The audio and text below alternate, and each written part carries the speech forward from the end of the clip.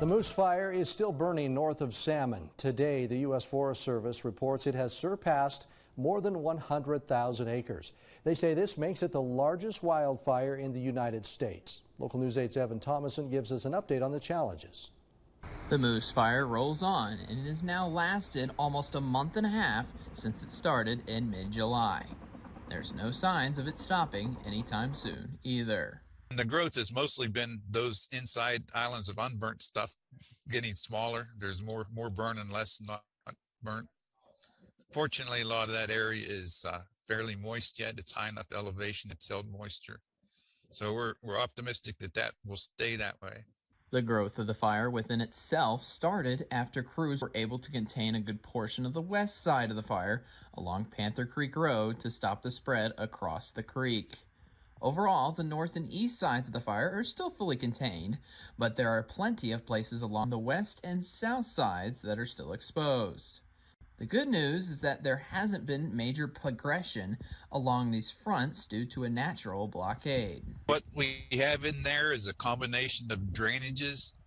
So drainage is a creek, and both sides of the creek, one's depending on which side of the creek the fire's on, it's either coming down, backing into the creek, or it's running up to the other side. So it's a combination, and that's what's making this fire kind of interesting to try and fight. This has allowed all roads on the sides of the fires to remain open, including Panther Creek Road and Salmon River Road. Drivers, though, are advised to drive carefully since fire crews can still be located along the sides of these roadways.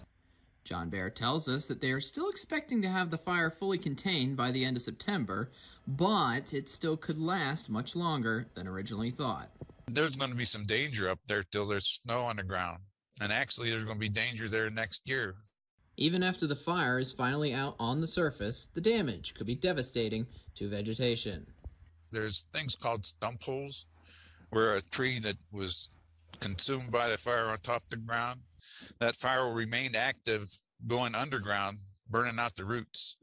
And it's hard to see where a stump hole is. This could also cause these trees to collapse sometime next year.